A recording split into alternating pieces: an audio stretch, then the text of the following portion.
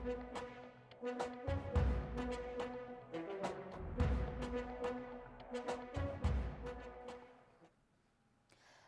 6 बजेको प्रदेश समाचारमा तपाईंलाई स्वागत छ। नमस्कार, म अनिस्मा बस्नेत। सबैभन्दा पहिले प्रमुख प्रदेश समाचार।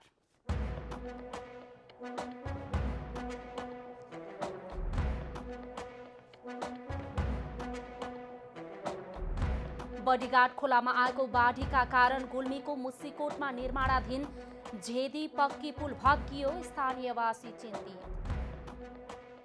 नदीजन्य वस्तुको दोहन रोक्न जिल्ला प्रशासन कार्यालय रामेछापले दिएको निर्देशनको व्यवसायीद्वारा बेवास्ता, अवैध दोहनले तामाकोशी नदी सुक्दै। र लकडाउन लम्बिएपछि विभिन्न जिल्लाबाट कास्की र आसपासका जिल्लामा मजदुरी गर्नेहरू अलपत्र, हिँडेर घर फर्कन समेत पाएनन्। अब पूरा समाचार। गुल्मीको मुसिकोटमा निर्माणाधीन झेदी पक्की पुल बडीघाट खोलामा आएको बाढीले भत्किएको छ। गत वर्षको वैशाख 1 गते निर्माणकै क्रममा भत्किएको उक्त पुल दोस्रो पटक पुनः भत्किएको हो।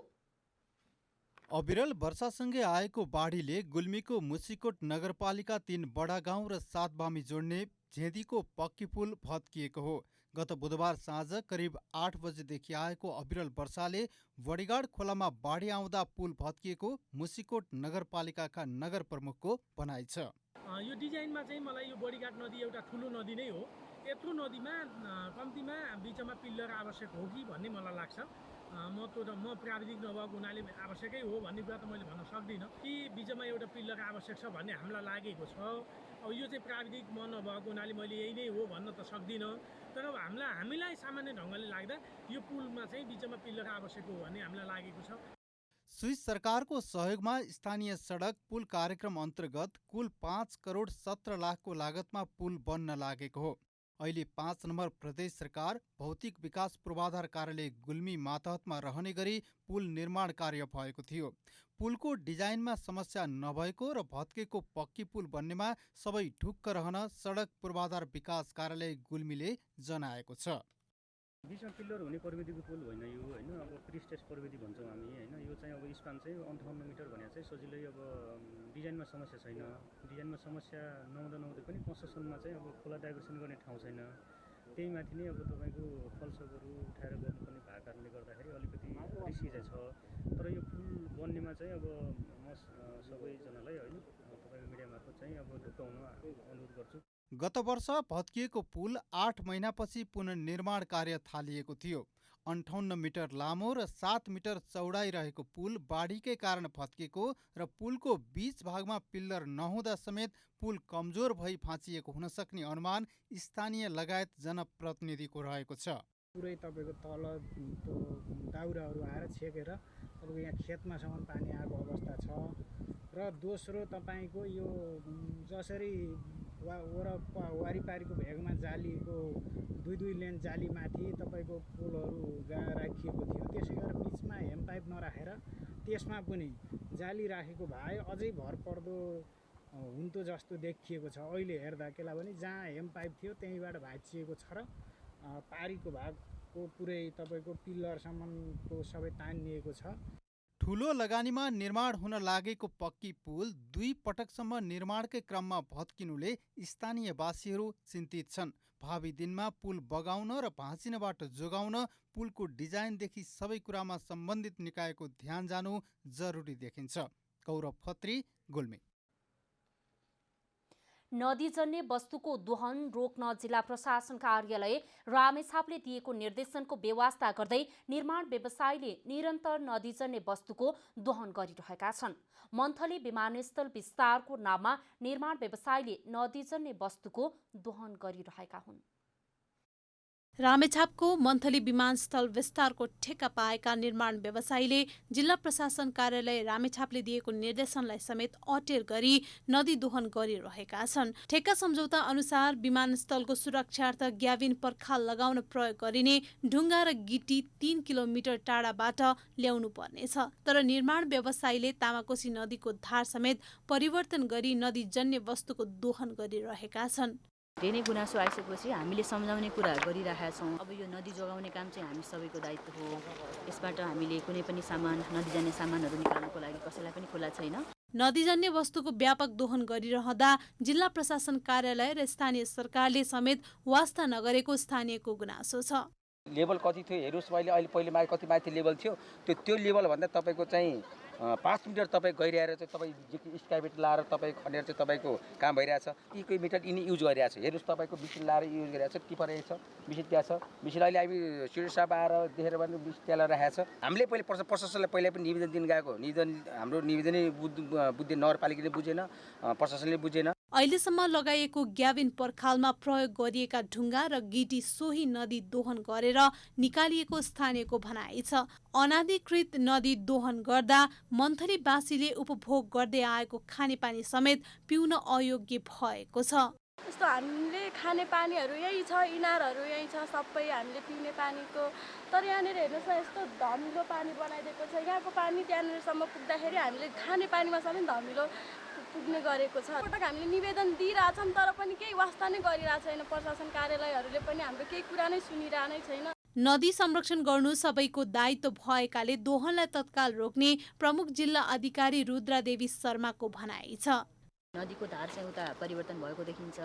अब यहाँ त पानी जमेको देखिन्छ। अब के थियो यो पहिला नदीको धार? पहिलेदेखि अनुगमन गर्नु पाएको भए पहिला यो अवस्था थियो, अहिले यो अवस्था भन्न हामीलाई पनि सहज हुन्थ्यो।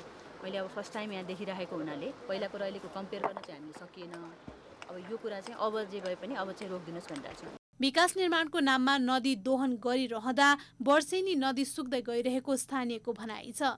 साथै अनाधिकृत रूपमा नदी दोहन गर्नेलाई कानुनी कारबाही गर्नुपर्ने समेत स्थानीयको माग छ।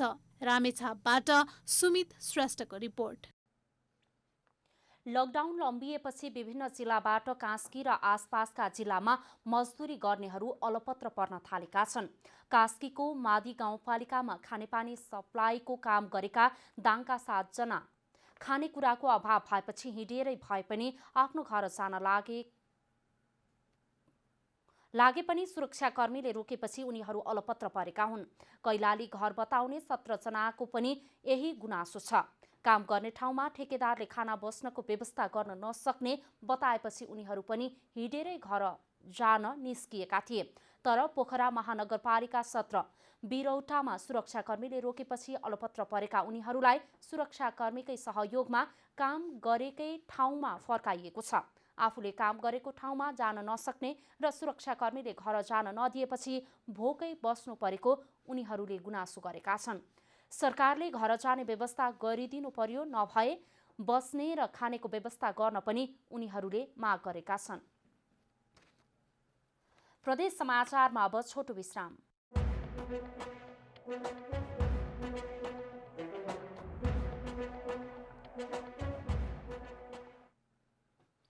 प्रदेश समाचारमा अब थप समाचार। पूर्व पश्चिम राजमार्गमा अलपत्र परेका यात्रुहरूलाई लक्षित गरी सप्तरीको शम्भुनाथ नगरपालिकाका व्यवसायीहरूले निःशुल्क खाजाघर सञ्चालन गरेका छन्। लकडाउनका कारण सवारी साधन चल्न नसक्दा हिँडेरै घरतर्फ लागेका यात्रुहरूलाई निःशुल्क खाजा खुवाउन वडा नम्बर 3 स्थित ट्राफिक चोकमा खाजाघर सञ्चालन गरेको हो। लकडाउनले पसलहरू पनि बन्द रहँदा काठमाडौँ, पोखरा, बुटल लगायतका स्थानबाट हिँडेका यात्रुहरूले खानेपानीसम्म नपाइरहेकाले बजारवासीको पहलमा निःशुल्क खाजाको व्यवस्था गरिएको छ। मुढी छ, चुरा छ र तरकारी, चना र मटरको तरकारी छ, भुजिया छ, अरू यो भयो तपाईँको नास्ता खाजाको, अरू चौचौ छ, बिस्कुट छ, यही सब छ। अरू जस्तो औषधिको पनि जोगाड गरेको छु। जुन कुनै मान्छेको यस्तो खुट्टा दुख्छ, टाउको दुखिरहेको हुन्छ, त्यसको औषधि दिन्छु। यताबाट यहाँ पछाडि डाक्टरको दुकान छ, डाक्टरले आफ्नो दुकानबाट सहयोग गरेको छ। पूर्व पश्चिम राजमार्ग छेउमै 4 दिन अघि सञ्चालन गरेको खाजा घरमा शुक्रबारसम्म 600 जना यात्रुहरूलाई निःशुल्क खाजा खुवाइएको छ। लकडाउन अवधिभर खाजा घर सञ्चालनमा रहने व्यवसायीहरूले बताएका छन्। व्यवसायीहरूले अलपत्र परेका यात्रुहरूलाई गन्तव्यसम्म पुर्याएर सहयोग गर्न स्थानीय, प्रदेश र सङ्घ सरकारसँग आग्रह समेत गरेका छन्। कास्की जिल्ला प्रशासनले लकडाउन लम्बिँदै जाँदा अति आवश्यक बाहेक पनि मानिसहरू सवारी साधन लिएर हिँड्नेको संख्या बढेपछि चेक जाँच बढाएको छ। पोखराका विभिन्न चोकमा अहिले सुरक्षाकर्मीले लकडाउन उल्लङ्घन गर्ने सवारी साधनलाई नियन्त्रणमा लिने गरेको छ। दैनिक 100 देखि 150 सवारी साधन कारबाहीमा पर्ने गरेको जिल्ला ट्राफिक कार्यालय कास्कीले जानकारी दिएको छ। यसरी नियन्त्रणमा लिन थालेपछि अति आवश्यकीय बाहेकका सवारी साधन कम चल्न थालेको पनि ट्राफिक प्रहरीले जनाएको छ। कोरोना भाइरस संक्रमणले जनतामा त्रास फैलिरहेका बेला गिरिजा प्रसाद कोइराला फाउन्डेसन पर्साले वीरगञ्ज महानगरपालिकाको 32वटै वडामा सेनिटाइजर छर्कने कार्य सुरु गरेको छ। विश्व स्वास्थ्य संगठनका अनुसार कोरोना भाइरसको कुनै पनि औषधि नरहेकाले रोगबाट बच्न सरसफाई र सामाजिक दूरी कायम राख्नु नै उत्तम उपाय रहेको बताएपछि जीपी कोइराला फाउन्डेसन पर्साले वीरगञ्ज महानगरलाई सेनिटाइज गर्ने निर्णय गरेको हो। विपदको बेला हरेक नेपाली नागरिकले आफ्नो स्तरबाट सरकारलाई साथ र सहयोग दिन आवश्यक रहेको जीपी कोइराला फाउन्डेसन पर्साका अध्यक्ष मोहम्मद शहाबुद्दिनले बताउनुभयो। लकडाउनमा परेका जुन सिल भएका एरिया जहाँबाट चाहिँ कोरोना भाइरसका 3 जना बिरामी पाउनुभयो छपैया वडा नम्बर 2 त्यसलाई लक्षित गरेर 1, 2, 3 सिल गरेको एरियालाई हामी लक्षित गरेका छौँ। अहिले 1, 2, 3 र नारायणी उपक्षेत्रीय अस्पताललाई भरेबाट हामीसँग 2-2वटा गाडी छ। तपाईँ देखिरहनु भएको छ। 2टै गाडी 32औं वार्डमा वीरगञ्ज महानगरपालिकासँग अनुमति लिएर समन्वय गरेर उहाँहरूको सहयोग लिएर उहाँ जिल्ला प्रशासन कार्यालयबाट अनुमति लिएर हामी चाहिँ यो अभियानमा जुटेका हौँ। वीरगञ्ज महानगरपालिकाको वडा नम्बर 2 छपकैयामा 3 जना भारतीयहरूमा कोरोना रोग पुष्टि भएपछि वीरगञ्जमा बढेको त्रास कायमै रहेको छ। प्रदेश समाचारमा अब छोटो विश्राम।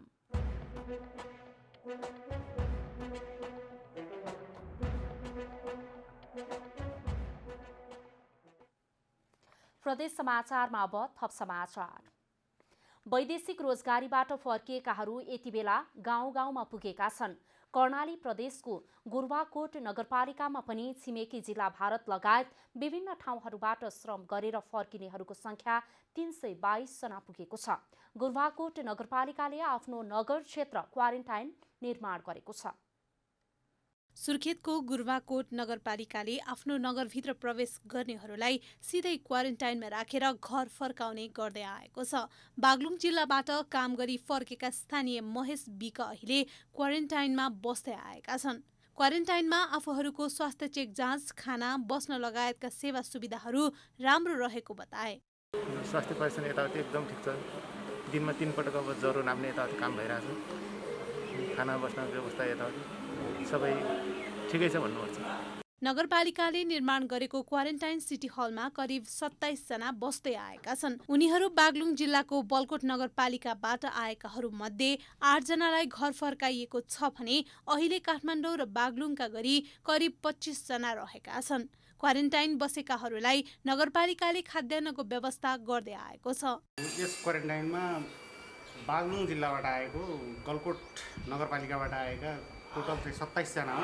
त्यो मध्ये हामीले 8 जनालाई यहाँबाट अहिले बिदाई गरिसक्यौँ र 19 जना बागलुङको गलकोट नगरपालिकाबाट आएको चाहिँ मान्छेहरू हुनुहुन्छ भने 6 जना चाहिँ काठमाडौँदेखि आउनु भएको, हिजो मात्रै आइपुग्नु भएको छ र अहिलेसम्म हामीसँग 25 जना चाहिँ जम्मा चाहिँ 25 जना चाहिँ पुरुषहरू चाहिँ हुनुहुन्छ। गाउँपालिकाले वैदेशिक रोजगारी र नेपालमा काम गर्न गएका श्रमिकहरूको डाटा सङ्कलन गर्दै आएको छ। गाउँपालिकामा वैदेशिक रोजगार र नेपालका विभिन्न जिल्लामा काम गर्न गएकाहरू 322 जना रहेको नगरपालिकाका मेयर हस्तपुनले बताउनुभयो। उहाँका अनुसार क्वारेन्टाइनमा रहेकाहरूको आरडिटी टेस्ट र पिसिआर टेस्ट नेगेटिभ आएको र उनलाई अझै पनि सेल्फ क्वारेन्टाइनमा बस्न लगाइएको छ। 2 चोटि आरडिटी पनि गर्यो, ऱ्यापिड डायग्नोसिस टेस्ट भन्ने यो चाहिँ गऱ्यौँ। त्यसपछि सँगसँगै हिजो मात्रै हामीले त्यो उहाँको स्वाब टेस्ट पनि गऱ्यौँ। त्यो 3वटा रिपोर्ट गर्दाखेरि उहाँको चाहिँ नेगेटिभ आएको छ र अहिले उहाँलाई अझै पनि अब यो 14-15 दिनको बिचमा हामीले उहाँको स्वाब टेस्ट गरेको छौँ, ऱ्यापिड टेस्ट पनि गरेका छौँ र नेगेटिभ आएको छ। तर पनि अब अहिले अन्य ठाउँको सन्दर्भ कुरा गर्दाको अवस्थामा त्यो पनि एकदमै भरपर्दो भएको अवस्था चाहिँ देखिएको छैन भने त्यही भएर उहाँलाई अझै सेल्फ क्वारेन्टाइनमा चाहिँ बस्नुहोस् भनेर भनेको छौँ। विकट जिल्लाहरूमा पनि यसरी व्यवस्थापन गरी क्वारेन्टाइनमा राख्नु सराहनीय कार्य हो। बाहिरी जिल्ला वा देशहरूबाट आएकाहरूलाई नियन्त्रण र क्वारेन्टाइनमा राख्ने हो भने कोरोना केही हदसम्म नियन्त्रणमा आउने थियो। गुरबाकोटबाट रविन्द्र सिंह ठकुरीको रिपोर्ट। नेपाल र चीन बीचको उत्तरी नाका मध्येको तातोपानी नाका हाललाई सञ्चालन गर्न नसकिने चीन सरकारले जनाएको छ। नेपालमा जारी लकडाउनका कारण तातोपानी नाका हाललाई सञ्चालन गर्न नसकिएको काठमाडौँ स्थित चिनिया राजदूतावासका प्रवक्ताले जानकारी दिनुभएको छ। नेपालले सडक मार्गबाट औषधि लगायतका अत्यावश्यक वस्तुको आयात निर्यात सञ्चालन गर्नका लागि नाका खोल्न आग्रह गरेको थियो। सरकारलाई चिनिया दूतावासले पठाएको पत्रमा कोरोना भाइरसबाट उत्पन्न महामारी न्यूनीकरणका लागि तातोपानी नाकाबाट एकतर्फी रूपमा भने आवश्यक सामग्री पठाएर मानवीय सहयोग गर्न चीन तयार रहेको उल्लेख गरिएको छ। तातोपानी नाकामा दुवैतर्फको आवश्यक पूर्वाधार तयार भएपछि मात्र सीमा पार व्यापार नियमित रूपमा सञ्चालन गरिने दूतावासले पठाएको पत्रमा उल्लेख गरिएको छ। अन्त्यमा प्रमुख प्रदेश समाचार।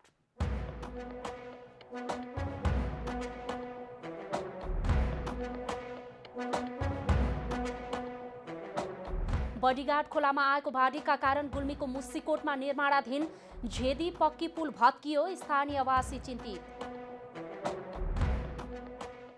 नदीजन्य वस्तुको दोहन रोक्न जिल्ला प्रशासन कार्यालय रामेछापले दिएको निर्देशनको व्यवसायीद्वारा बेवास्ता, अवैध दोहनले तामाकोशी नदी सुक्दै। र लकडाउन लम्बिएपछि विभिन्न जिल्लाबाट कास्की र आसपासका जिल्लामा मजदुरी गर्नेहरू अलपत्र, हिँडेर घर फर्कन समेत पाएनन्।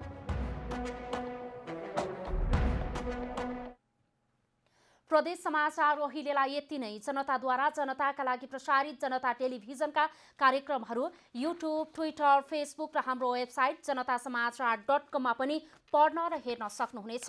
सूचनामा तपाईको सहभागिता, समयमा समाचार हाम्रो प्रतिबद्धता। नमस्कार।